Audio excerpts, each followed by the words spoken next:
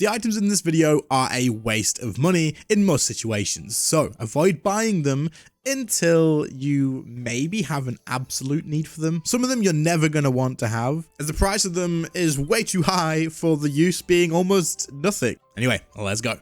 First item we're going to talk about is the look of the dwarves. We don't need to spend too long on this because a lot of people know this is already a noob trap, but I figured it was a good place to start. The look of the dwarves offers you a really unique chance of getting a massive 1% increased drop rate to rare drops in the game. This is not that good. It is really not that good. If this is the reason that you're buying the look of the dwarves and you're not combining it with something like the grace of the elves when skilling, or maybe using it for any other reason whatsoever, then this can absolutely be a waste of GP until you have most of your other stuff as well. If you're buying this to try and increase your chance of getting a rare drop from a boss before you upgrade your weapons or your other gear like in essence of finality or things along that sort of lines, then this should come a lot later on. Of course, once you have all of the other things that you want to get, then it's still worth grabbing because 1% is 1% at the end of the day. It's just not worth spending that much GP on it until you're in a position where the GP isn't that big of a deal. Next up is the Dark Facet of Passage. Now, this is a new item that got added to the game with the Dark Onyx core, which you will receive from doing the Wilderness events. Now, the reason this is pretty much worthless in my opinion and a big waste of money is you will have to use this about 700,000 times at the most recent sale price to be able to break even with the cost of creating it. The Dark Onyx core right now is incredibly expensive, and basically all this does is it enchants your Passage of the Abyss, which for those of you that don't know is an item that offers teleports that are useful for clue scrollers. The reason that having the infinite charge version of this is kind of a waste of money is you can recharge this anyway. You just add the jewelry to it, and the cost of actually recharging it is incredibly small, so it's just not worth it. It's really not worth it. Your GP could definitely be spent better elsewhere. Next up, we have the good old Elite Cerenic armor. Now, a lot of people do actually fall into the mistake of this one because a lot of people will suggest buying Elite Tectonic, which is the tier 92 version of the magic armor, but then you don't really want to spend the GP on Elite Cerenic until very right at the end of your ranged upgrade path. The reason being is creating Elite Tectonic means it's actually cheaper to upkeep your gear for magic, but with Elite Cerenic, you make this with the Ancient Scales from Seiryu. These are insanely expensive, and making Elite Cerenic can cost you an absolute fortune. You have to use 840 of the Ancient Scales to be able to create this, and this basically stacks up the cost of having this by an absolute ton. The increase in bonuses that you're going to get from using Elite Cerenic instead of regular Cerenic is so tiny that it is just not worth the GP. The only time this would really be worth it is right at the end of your ranged upgrade path where there's nothing else for you to buy and you just want to get the final upgrade. And other than that, maybe if you plan on doing thousands of elite dungeons, as that way it doesn't degrade while you're in there, but anywhere else this gear is incredibly expensive to upkeep. And the bonuses you get from regular Cerenic, which is stupidly cheap anyway, like 10 mil for a full set, you are looking at probably wasting quite a big amount of money here. Let's talk about the Psyware Orb. This is a offhand weapon which you get from Hellware and is a tier 85 magic weapon. Now, a lot of people will recommend getting the dual tier 85 weapons and using those for a long time on magic because they give really good accuracy. You can use great concentrated blasts with them. They're really good, right? The wand is absolutely worth the GP, but if you're using the Psyware Orb, the offhand version, as a weapon and not using it just to disassemble into getting perks and components, then you are absolutely wasting your GP. Now, this isn't a massive waste of GP because it's not that expensive, but a Virtus book is identical to this weapon. This weapon is the exact same as a Virtus book if you are using it as a weapon, because the way that it works is this gives you the offhand damage of a tier 80 weapon, which is the same as Virtus book. Now, the reason that it doesn't make a difference is you don't get any accuracy from your offhand. All your accuracy is given onto your main hand, so having a Virtus book, which gives you the tier 80 damage anyway, is exactly the same as having this offhand, and it costs you a lot less. So if you currently are using one of these as your offhand weapon, hey, you can go get yourself a little bit more GP by selling this off and buying a Virtus book.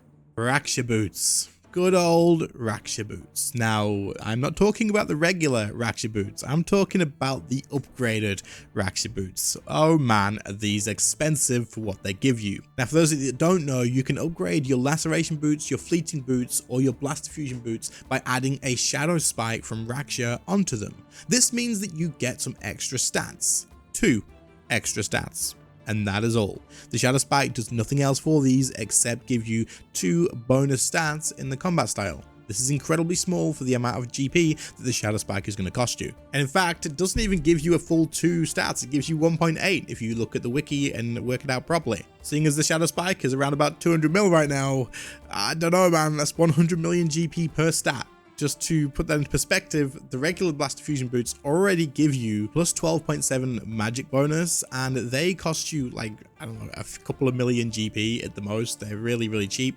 But then you want to add on a Shadow Spike for 200 mil to get an extra 1.8. Seems a little bit crazy to me. I don't even use these right now. You could get them again like the Elite Ceramic right at the end, I suppose, but otherwise these aren't really worth it. And this applies to all of the Raksha boots as well, of course, because it's just really not worth it. Here's an item I had no idea existed, but holy crap, is it one of the most pointless, useless items in the game that it costs an absolute fortune. Probably why I'd never heard of it. The Golden Touch Ability Codex. The Golden Touch ability. You guys know what this is? I had no idea. If you did, please let me know in the comments, because what the if you've got this, please let me know as well. Why? Why do you have this? You make it with the Vital Sparks, just like you do with Limitless, which is why it is incredibly expensive. But what Golden Touch does is it allows you to, for the next 60 seconds, whenever you kill a monster, anything below your loot beam value is going to be high alt into GP directly to your inventory. This is absolutely not worth the 860 million GP that you're going to be spending on this. This is insane. 2,000 Vital Sparks for 860 million GP turned into 60 seconds of high alking drops. That is absolutely nuts. I can't think of a single scenario where this would be useful at all. Not even in Slayer. Like, we have magic notepaper, we have a spring cleaner. I don't get it. Why does this exist? Anyone watching this right now has this ability. Please tell me why, because why? Please explain. Alright, we're not done with these useless ability codexes and the ones made by Vital Sparks, because of course there's another one that is absolutely pointless to have and costs the same as the previous one, about 860 to 900 million GP. The Unsullied Ability Codex is also made by 2000 Vital Sparks, and it has an incredibly, amazingly pointless use. What? There's just no way anybody has this, right? I hope not, at least. Maybe when it was really cheap, probably not. Anyway, here we go. When used, the corruption mechanic of the Sophnum Slayer dungeon will not deal additional damage to the player for 30 seconds. Damn. Okay, however, the player will continue to deal increased damage to monsters. This is particularly effective when fighting the Magister. Damn, bro, I don't know if this is worth 900 million GP. 1, the Magister is dead content and you just lose money there now. And 2, this costs 900 mil. 900. There's no way people have use for this, right? Don't buy this ability. This is terrible. Unless I'm completely wrong and this is somehow insane. I've never heard of it, so I'm going to assume it's definitely not worth it.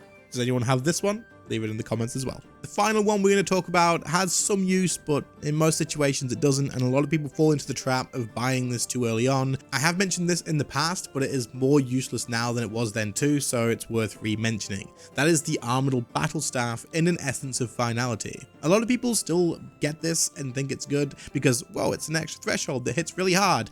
This was really, really good when you had a Staff of Armadil pre the rework. Now, it still has some use now, but it is incredibly niche in the situation that you pretty much use this if your adrenaline is capping out at 100 and you're still using Gothic Staff and stuff, but you're still capping out at 100. You would switch to this and you would use the Armadal Battle Staff now to drop your adrenaline a little bit to get that dump out of it. You may get some extra damage out of it, or you may not get any crits and you just waste 50% adrenaline.